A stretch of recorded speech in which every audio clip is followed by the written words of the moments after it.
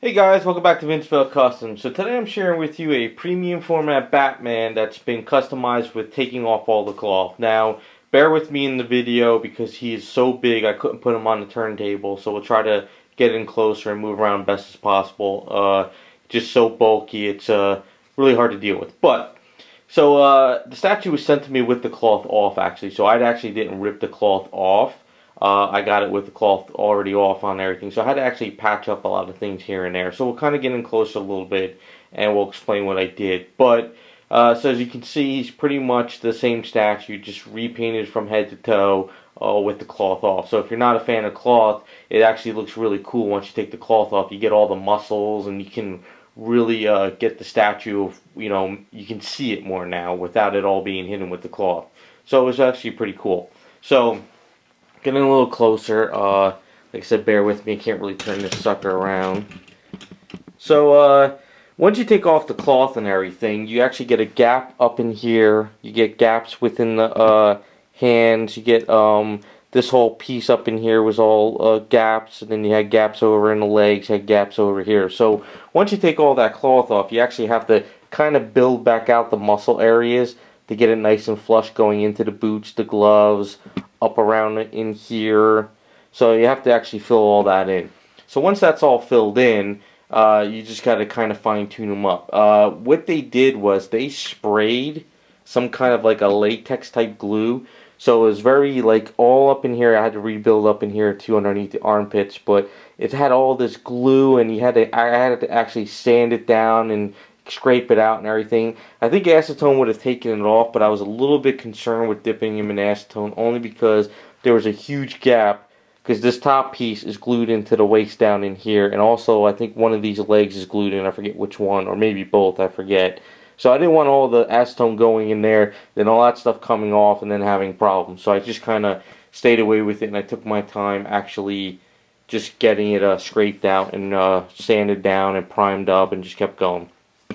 So once that's all done, I resculpted the symbol, and that was pretty much it. I didn't give him a lot of wrinkles because I wasn't asked to do all the wrinkles on the outfit, so we kind of like kept the wrinkles alone.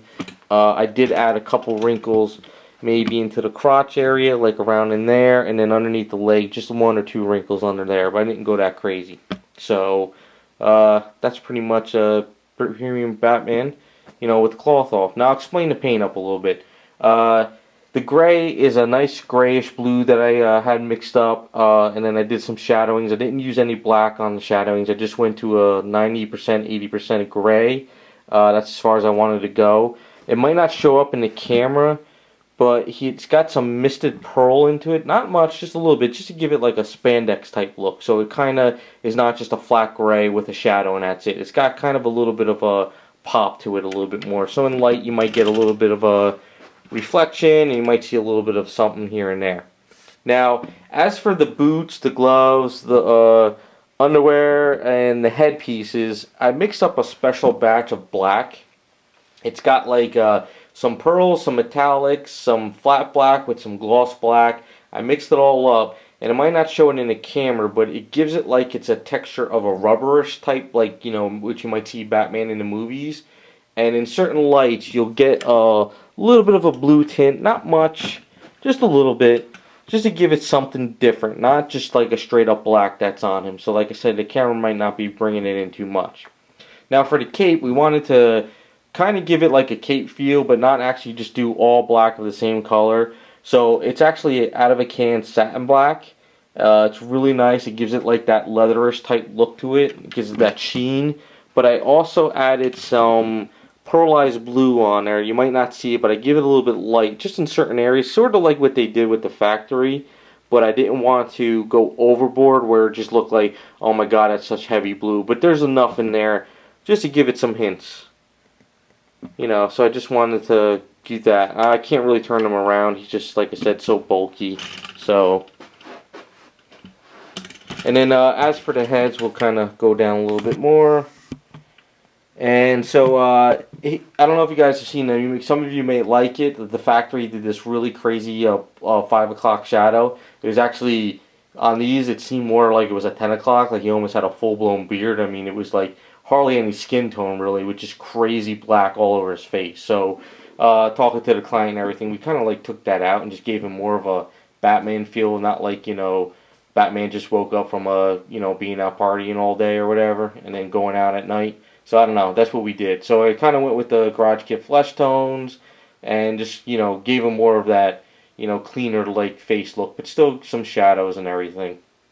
His eyes, I went with a mithril silver just to give it that glow look. The eyes that the factory painted, while good, it just seemed like it was more of a zombie eyes to me. I didn't like the idea of the white pupil with kind of like the blue on. It just seemed like it was zombie Batman. So I just went with pearl mithril silver. Just gives it like that glow, especially if you have them like in a dark area. The eyes kind of might get some hints and kind of make the eyes bright up a little bit more. So, and then we did the other head too as well. I guess they're not magnetized. I don't understand why. No, it doesn't seem, but I guess it just sits in there. But, so we just gave a little bit more detail up on the skin. And then it's really cool though. Like when you take it off, you got all this chest muscle and everything in here, and it really, makes the statue pop a little bit more, especially with the muscles on the knees and everything. So, just really, really cool. So we'll move the camera down, be right back, and we'll go on to the base and what I did with that. Okay, so the base that the factory came with, I know like the prototype looked really cool, but when I opened this box and I actually looked at the base for the first time, it seemed very, very yellow. Like there was like this really a lot of yellow on there.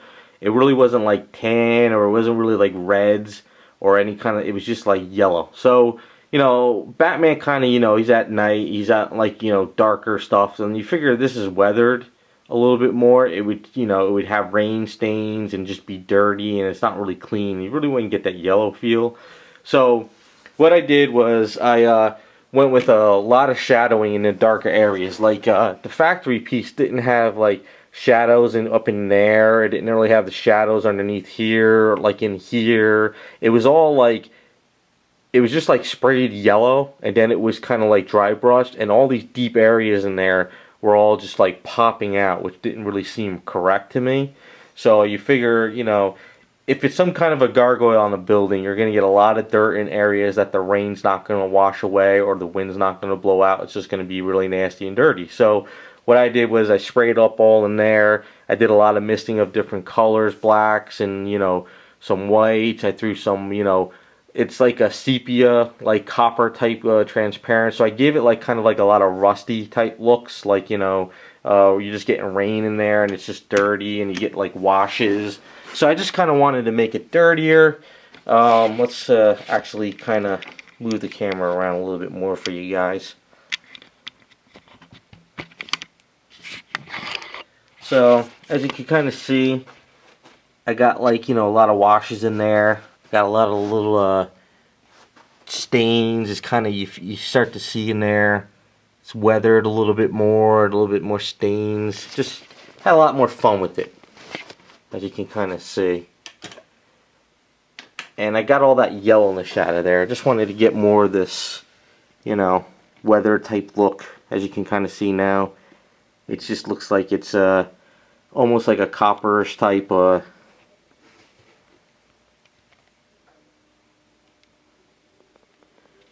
So there you go.